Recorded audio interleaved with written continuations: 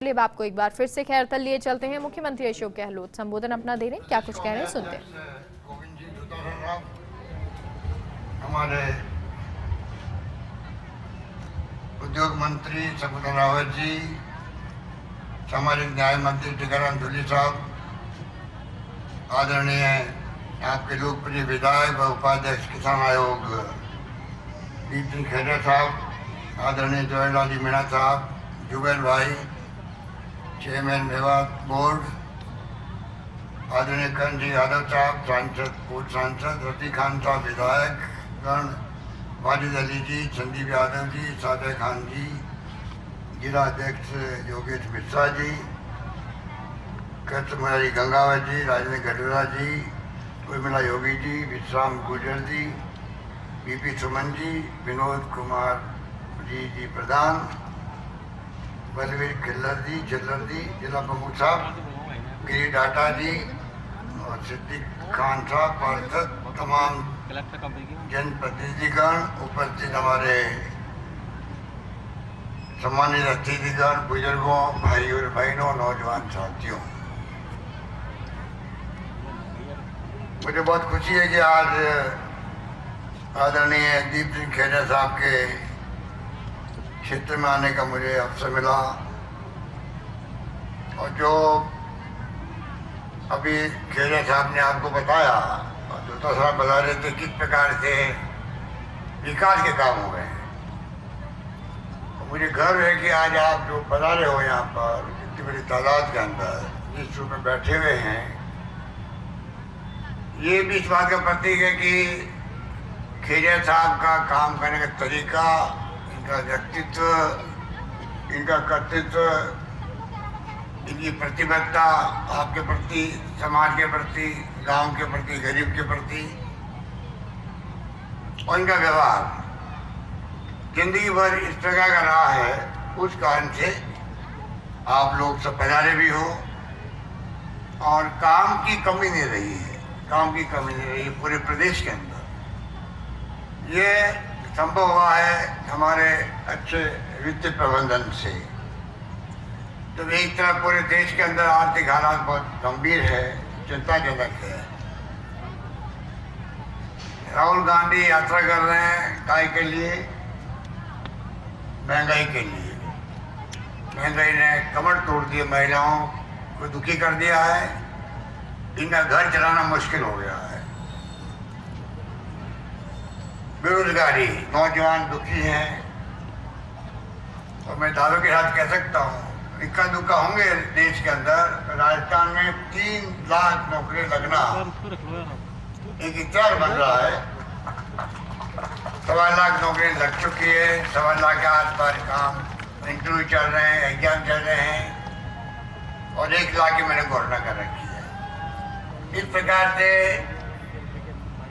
बड़े रूप में ध्यान रखा गया रोजगार कैसे मिले। हालांकि खाली सरकारी नौकरियों से रोजगार संभव नहीं है। जब तक कि आप खुद का कोई MSME का काम करें, छोटे उद्योग लगाए खुद का, या प्राइवेट सेक्टर नौकरी में जाए, वो तब होगा, तब इन्वेस्टमेंट आएगा। इसके लिए अभी हमने इन्वेस्ट राजस्थान का आयोजन किया। करीब 11 लाख करोड़ लोगों के MOU साइन हुए हैं। तो आप सोच सकते हैं कि प्रयास सरकार के हैं कि रोजगार की प्रॉब्लम कम से कम हो। पर राहुल गांधी की यात्रा इसीलिए कि बेरोजगारी देश में बहुत ज्यादा चल रही है। मोदी जी ने कहा था मैं 2 करोड़ लोगों को प्रति वर्ष यहाँ से दिखाते नहीं, नौकरी दूंगा। मैं दिखा रहा हूँ, ये चल रहा है। देखिए क्या कर रहे हैं वो।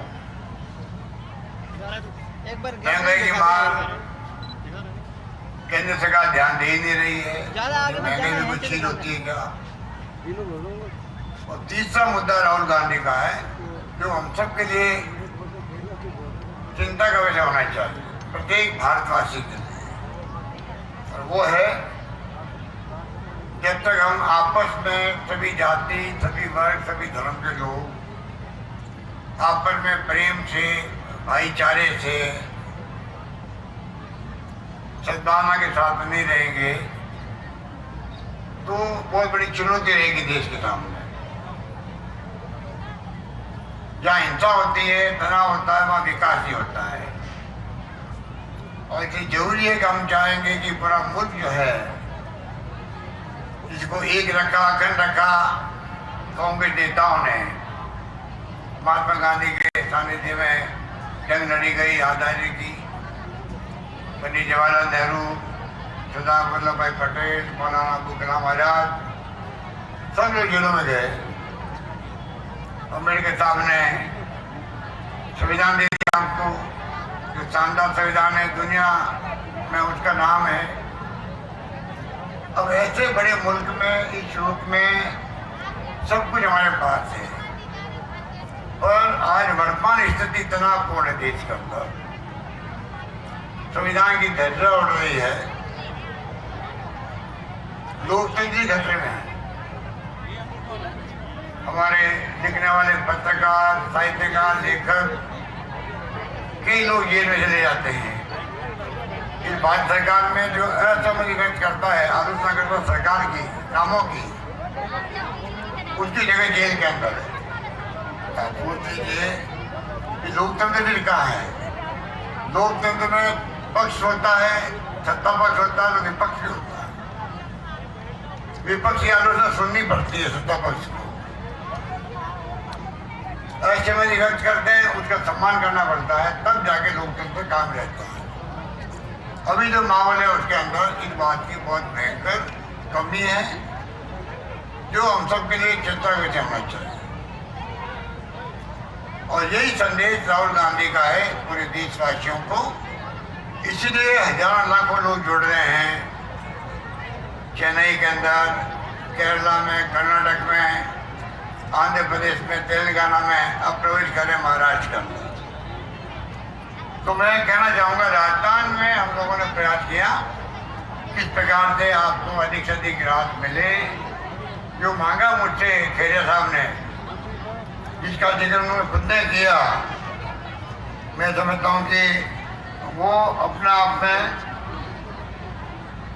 इस बात का प्रतीक है कि विकास सरकार की प्राथमिकता में है, सोशल सिक्योरिटी सरकार की प्राथमिकता में है। जिन्हीं योजना की बात की गई, जितना भी 7 बच्चे थे बाहर बैठे थे, अभी 7 बच्चे, छोटे छोटे बच्चे, 5 साल के आसपास के, 5 के ऑपरेशन हुए हैं अस्पताल के अंदर,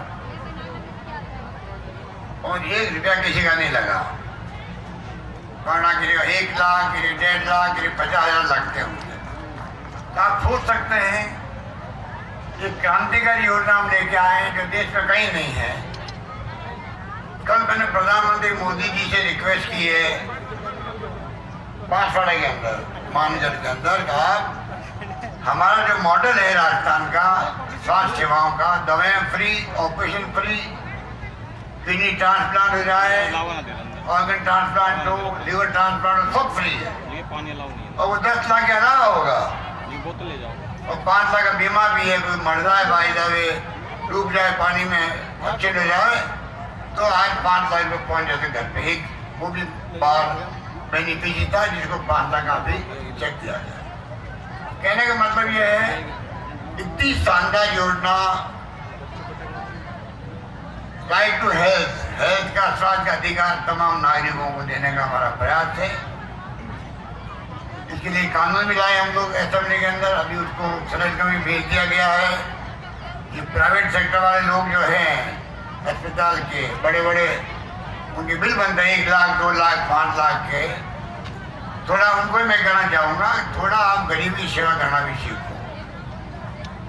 5 लाख या 10 लाख का बीमा बिल बनना अच्छी बात नहीं है। और तो और कई बार तो ऐसी घटनाएं होती है कि आदमी मर जाता वहाँ पर, और 5 लाख का बिल थमा देते हैं उसको। अगर पैसा नहीं है उसके पास में, तो मरने वाले का शव नहीं देते वो लोग। अब आप बताइए, ये अच्छी बात है? वो गरीब आदमी 5 लाख कहाँ से लाएगा? उसका मरीज तो मर गया बेचारा। पार्लियामेंट तक में बहस हुई इसको लेकर के। तो मैं कहना चाहूँगा कि हम लोग सब स्वास्थ्य सेवाएं हो, शिक्षा में हम बहुत आगे बढ़ रहे हैं, अंग्रेजी स्कूल खुली है आपके गांव के अंदर, वो भी क्रांति एक तरह। ये हमारे 2000 में शिक्षा मंत्री से तो शुरुआत करी है, वो क्रांति है। बच्चे, छोटे छोटे बच्चे गांव के अगर बोलना सीख जाएंगे इंग्लिश, अच्छी इंग्लिश, धारा प्रवाह इंग्लिश बोलेंगे, तब जाके आईटी का उपयोग कर पाएंगे। Mobile phone, computer, laptop, Mumbai, Delhi, London लाखों में मिलते हैं, उनको तनख्वाह की मिलती है जो लोग पढ़ लिख जाते हैं। अंग्रेजी अंतर्राष्ट्रीय भाषा है। मैं भी अंग्रेजी के खिलाफ रहा हूँ बचपन से ही, तो मैंने अनुभव किया। 40 साल के अंदर पार्लियामेंट में गया हूँ मैं, 15 साल पहले गया मैं पार्लियामेंट में। तब से मैं देख रहा हूँ कि आप अगर अंग्रेजी जानते हैं, हिंदी तो जानते ही हमें, हिंदी हमारी राष्ट्रभाषा है, मातृभाषा है, तो साथ में अंग्रेजी सीख जाएंगे बच्चे तो उनकी जिंदगी में मैं समझता हूँ बहुत बड़ा जम मिलेगा उनको। कब तक हम खाली खेती पे निर्भर रहेंगे? परिवार बढ़ते जाते हैं और जमीन घटती जाती है। तो हर किसान परिवार को भी, वो खेती मजदूर है, खेत का मालिक है, उनको चाहिए वो अपने बच्चों को शिक्षा की तरफ भी ध्यान दिलाए। आज का जमाना नॉलेज इज पावर, जिसके पास ज्ञान है वो पावरफुल है। और ज्ञान कैसे मिलता है? पुस्तकों से मिलता है, मोबाइल फोन से मिलता है। तुमने आप दुनिया की जानकारी आप मोबाइल फोन से ले सकते हो। इससे बड़ी बात क्या क्रांति हो सकती है? राजीव गांधी का सपना था 21st सेंचुरी में जाने का, उसकी झलक है। जब कंप्यूटर आ गए उस वक्त तो लोग आलोचना करते थे, कंप्यूटर आएगा तो नौकरियां खत्म हो जाएगी।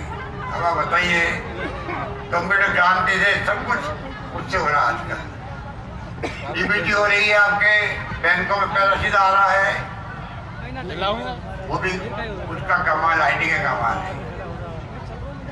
सारा गणित, गुणा, भाग कंप्यूटर हो रहा देश का, दुनिया का, और तो नॉलेज जो है वो कंप्यूटर में भरी पड़ी है। मैं कहना चाहूँगा कि हमारी सरकार की सोच भी है कि राजस्थान प्रदेश जहाँ अकाल सूखे पड़ते रहे थे सदियों से, पीने के पानी के लिए अलवर में तकलीफ आप लोगों को, वो तकलीफ राजस्थान भर में रही है। अकाल सूखे पड़ते रहते थे, रोजगार की तकलीफ अलग होती थी। बलाउ सोनिया गांधी का और डॉक्टर मनमोहन सिंह जी का, जिन्होंने महात्मा गांधी के नाम से नरेगा शुरू कर दिया। आज 100 दिन का रोजगार कानून बना के दे दिया गया है, अब सरकार किसी की आओ 100 दिन का रोजगार मिलेगा ही मिलेगा। और ऊपर से आपके आशीर्वाद से पिछले बजट में मैंने 25 दिन और एक्स्ट्रा कर दिए। ये जो जैसलमेर, बाड़मेर, अकाल पड़ते बीकानेर हो, उनको मालूम है कि इसका क्या महत्व है। तो पीने का पानी, ये सबका महत्व है। आज इंदिरा गांधी का नाम आ गई तो पूरे पश्चिमी राजस्थान का भला हो गया। पीने का पानी मिलने लग गया, सिंचाई होने लग गई। इंदिरा गांधी का नाम पानी हमारे अध्यक्ष बैठे में सीकर तक आ गया है, झुंझुनू से चला गया है, पानी चला गया, कई जिलों में चला गया, बाढ़ में, जैसलमेर में चला गया। अब जो ERCP योजना है आपकी ईस्टर्न कैनाल की, जो मध्य प्रदेश राजस्थान के बॉर्डर पे जो बांध बन रहे हैं, हमारे नवदेरा बांध बन रहा है, इसोदा बन रहा है, बड़ी योजना है। ये पिछली गवर्नमेंट ने बनाई थी, वसुंधरा जी जब मुख्यमंत्री बनाई थी। हमने उस योजना को सरकार बनने के बाद में बंद नहीं किया है, चालू रखा है। ये नहीं कि भाई सरकार क्योंकि हमारी नहीं थी, और पिछली सरकार ने योजना बनाई तो हमें क्या मतलब। जब हमारी रिफाइनरी थी 55 की, तेल निकलने के बाद में उसको बंद कर दिया पिछली गवर्नमेंट ने बनते ही। 5 साल बाद वापस शुरू किया तो कीमत बढ़ गई। 40,000 करोड़ की योजना थी, आज वो 70,000 करोड़ की योजना हो गई। उदाहरण मैं सब जगह देता हूँ। ERCP योजना जो है ईस्टर्न कैनाल की, ये भी लगभग 40,000 करोड़ की योजना है। प्रधानमंत्री मोदी जी ने वादा किया जयपुर में अजमेर के अंदर, पूरा जिलों के नाम लिए उन्होंने। चुनाव चल रहे थे, चुनाव जीतना था उनको, वादा किया कि हम इसको सकारात्मक दृष्टिकोण देखेंगे। आप बताइए मुझे, आज तक जो योजना को उन्होंने राष्ट्रीय परियोजना घोषित नहीं की। बिना राष्ट्रीय परियोजना के बहुत टाइम लगता बनने में, योजना पूरी होने में। राष्ट्रीय परियोजना होती है 90% पैसा केंद्र से मिलता है। अब मैं पूछना चाहता हूँ प्रधानमंत्री जी से, 16 योजनाएं आपकी है देश के अंदर, परियोजना राष्ट्रीय परियोजना है, तो एक परियोजना राजस्थान को नहीं दे सकते आप, जहाँ का आपका आपने मंत्री बना रखा है? जल संसाधन मंत्री राजस्थान का है, मेरे जिले का है। क्या वो एक 25 MP आपने दिए हैं बीजेपी के? जब 25 MP चले आए पीएम के पास में, क्या एक काम नहीं करवा सकते वो लोग? इतने निकम्मे नाकारा लोग हैं ये लोग, चलती नहीं इनकी, ये चलती नहीं है। किस काम के ये? मैंने कहा गुलाब ने कटा असेंबली में, आप हमें साथ ले जाओ, हम भी साथ चलेंगे। रिक्वेस्ट करेंगे हम लोग प्राइम मिनिस्टर से, पक्ष विपक्ष दोनों आए आपके पास में, कृपा करके इस योजना को राष्ट्रीय परियोजना घोषित करो। अलवर भी उसमें है, जयपुर भी है, अजमेर भी है, माधोपुर भी है, भरतपुर भी है, धौलपुर भी है, करौली भी है, दौसा भी है।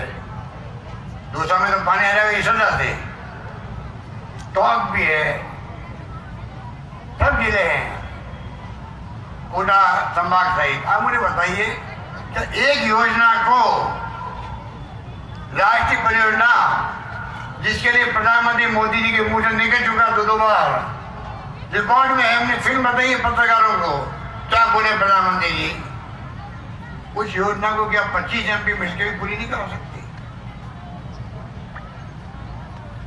हमें कहा कि आप काम बंद कर दीजिए जब तक कि हमने क्या आपको, मैंने कहा आप क्या, पानी की जो विषय, पानी का सब्जेक्ट है वो राज्यों का है, आप कौन होते बंद कराने वाले? हमें आप राष्ट्रीय परियोजना घोषित कर नहीं रहे हो, ऊपर हमें कहना बंद कर दो इसको। हम बंद नहीं करेंगे, इसको आगे बढ़ाएंगे, किसी भी कीमत पर योजना पूरी होगी, आने तो कल होगी, ये मैंने कहा। इसलिए मैं कहना चाहता हूँ कि हमने कोई कमी नहीं रखी है।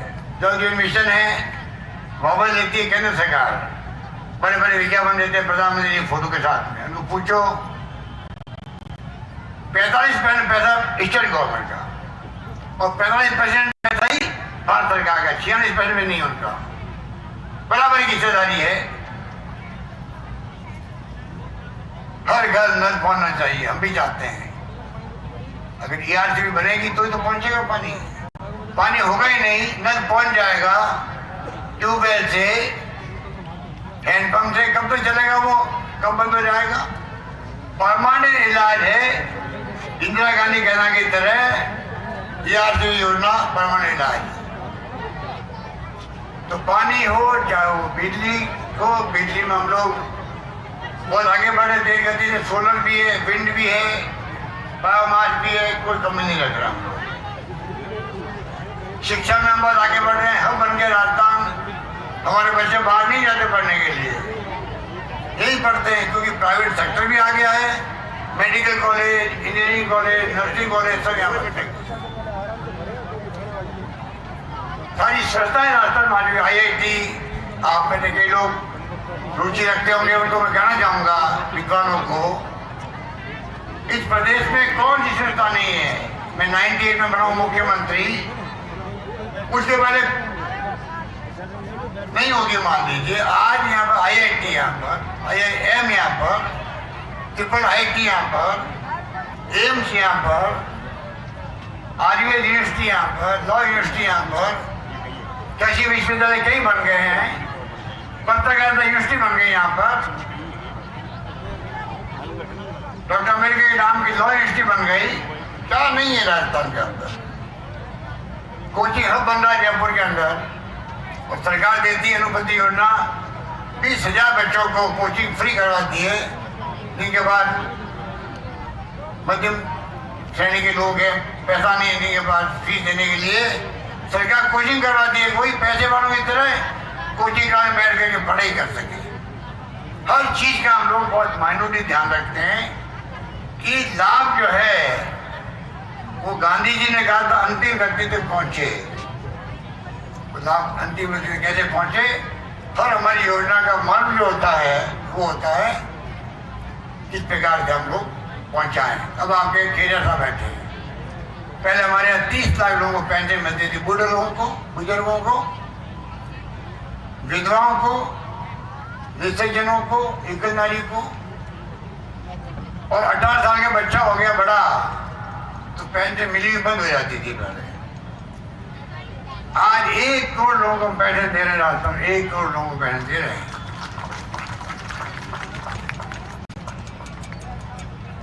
वो कैसे दे रहे हैं? दीपचंद खेजा के कारण दे रहे हैं। ये वो आदमी है जिसने कहा ये एमएलए नहीं जोड़ सकते, मैं इनका सम्मान करता हूँ बचपन से। इन्होंने कहा था आप जो है ये किंतु परंतु हटा दो सब, चाहे बच्चा 18 साल का हो गया है, कम इनकम ज्यादा हो गई है, कोई मतलब नहीं आपको। आपको तो बूढ़े आदमी है, बूढ़ी औरत है, विधवाएं हैं, निश्चयजन है, उन सबको पैसे दो आप। और मैंने बड़ी हिम्मत करके फैसला किया, वो 30 लाख से सीधा 70 लाख पहुंच गया उस वक्त में, अब 1 करोड़ पहुंच गया। आप बताइए कितना आराम हो गया बूढ़े लोगों को। पेंशन मिलती है 750 1500 रुपये मिलती है बूढ़े लोगों को। और पैसा जब आता दादा दादी के बाद में तो पोता पोती भी आगे पीछे फिरते दादा दादी के फिरते हैं। इनकी सेवा करेंगे तो 5 रुपये मिलेंगे, 10 रुपये मिलेंगे। और अगर आप पैसा कुछ नहीं है बूढ़े लोगों के बाद में तो घरवाले की इज्जत बुरी नहीं करते, बच्चे की परवाह नहीं करते। आज तो इतना आराम हो गया है, बूढ़ा भी कोई बैंक सभा नहीं आ जाती है, बेटी आ जाती है ससुराल से, नाती आ जाती है तो 5, 10, 15 रुपये पहुंचा देते हूँ, दे देते उनको। जो अपने रिवाज भी होते हैं, रिवाज होता है। पहले जो है घर की बहू की तरफ देखना पड़ता था, मैं कुछ पैसा दे तो मैं दूँ नाती को, आने वाली है बेटी आने वाली है। अब जरूरत नहीं, बात छोटी सी है, ये कोई सब घरों में नहीं होता है। कुछ घरों में ऐसी स्थिति बनती है जहाँ पर बूढ़े आदमी औरत पैसा मांगना पसंद नहीं करते, बेटों से भी और अपने बेटों की बहुओं से। पेंशन की बहुत बड़ी मान सम्मान है, सरकार पेंशन दे रही है, बूढ़े आदमियों को विश्वास है तो मैं सरकार का आदमी में हूँ। ये तो मैंने आपको एग्जाम्पल दिया कि एक सुझाव से कितना बड़ा फर्क पड़ सकता है। और यही इसलिए मैंने कहा तमाम एमएलए को, ये बैठे हमारे सब साथी बैठे हैं,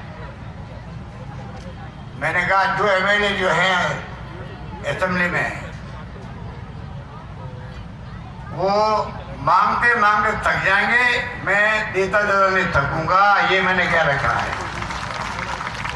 ये जो आपके चैटल हॉस्पिटल, नई पीएचसी का लोकार्पण हुआ है, नई तहसीलें बनी है, खेरतल, हरसोली, नई नगर पालिका, कोटका सिंह, कृषि कॉलेज, राजकीय कॉलेज, गर्ल्स कॉलेज, पशु चिकित्सालय हरसोली, साहित्य संस्कृत कॉलेज, कोटका सिंह की पीजी, प्राइमरी स्कूलें, primary, upper primary, middle primary और तमाम स्कूल हमने कर दिया सीनियर सेकेंडरी।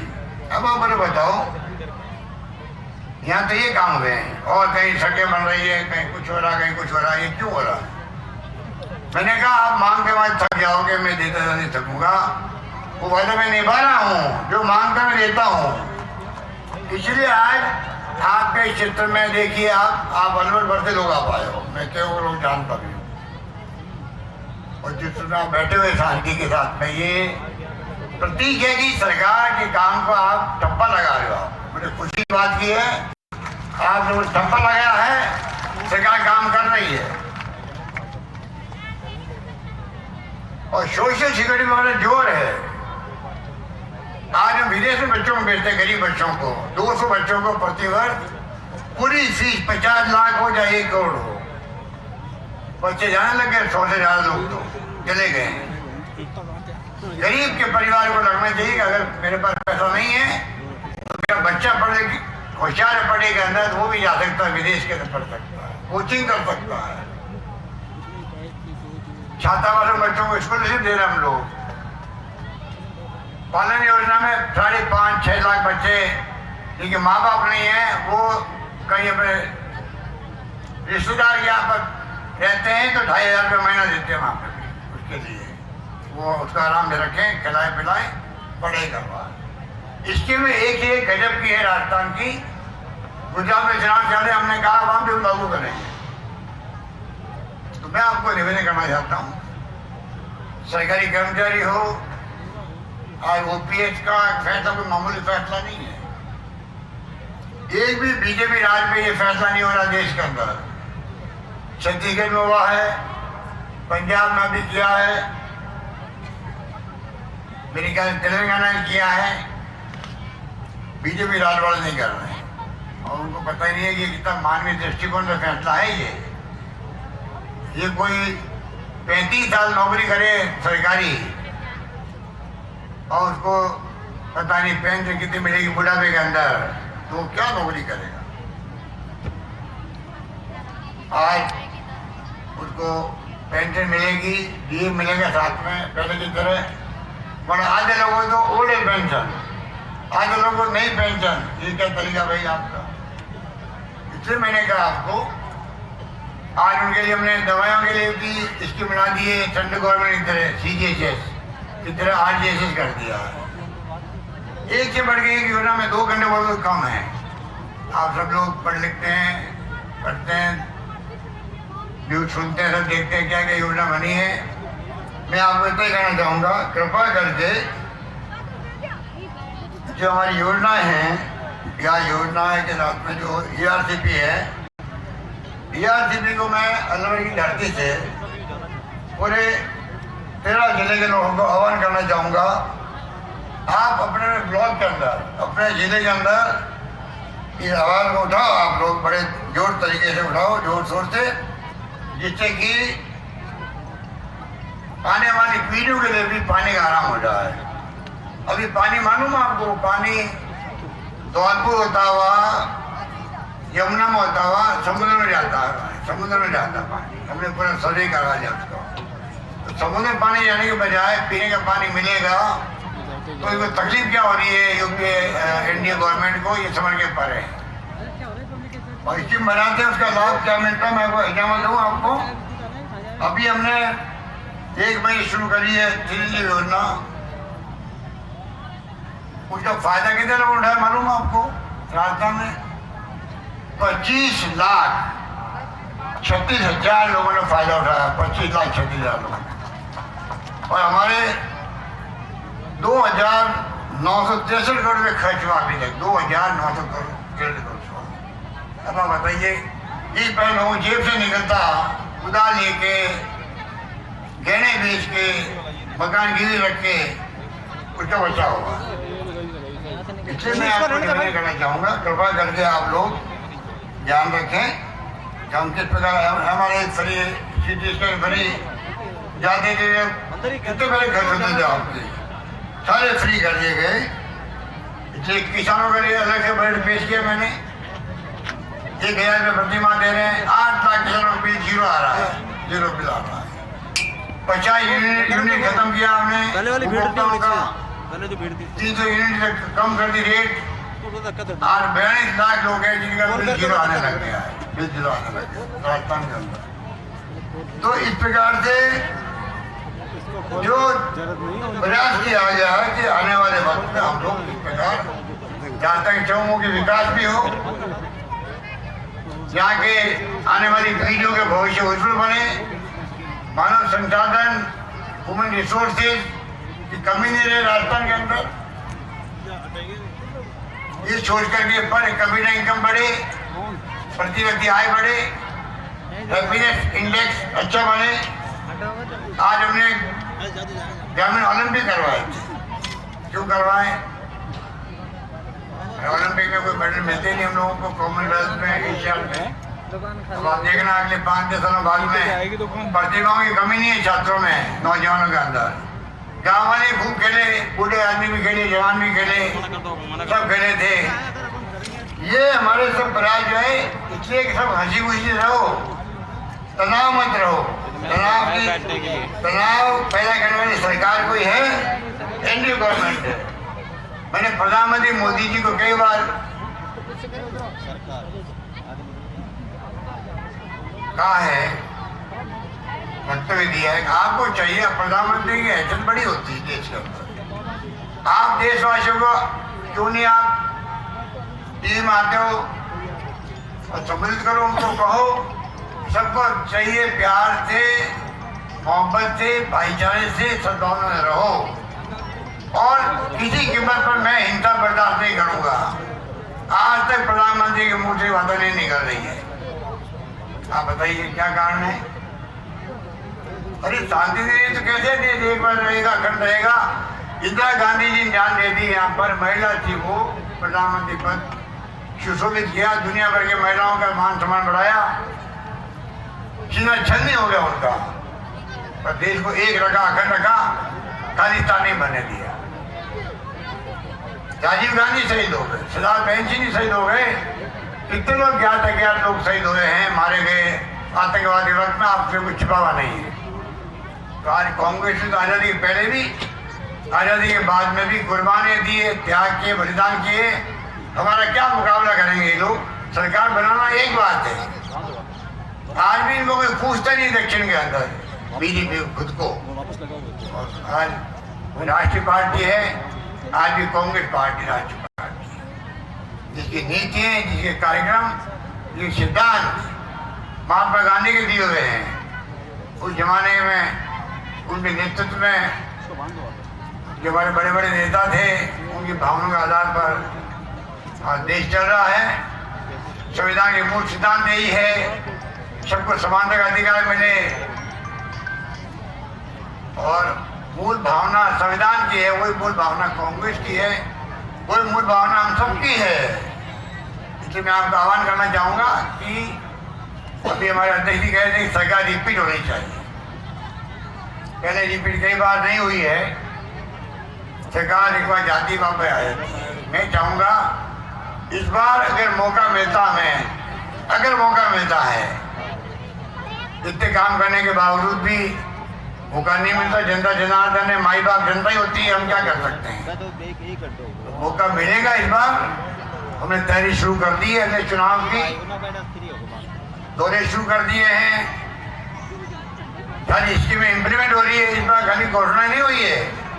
ये हमारे साथी बैठे एमएलए साहबान ये कहते साहब पहली बार खाली घोषणा नहीं हुई है, घोषणाएं सैंक्शन हो गई है, वित्तीय स्वीकृति निकल गई है, टेंडर निकल गए हैं, काम शुरू हो रहा है।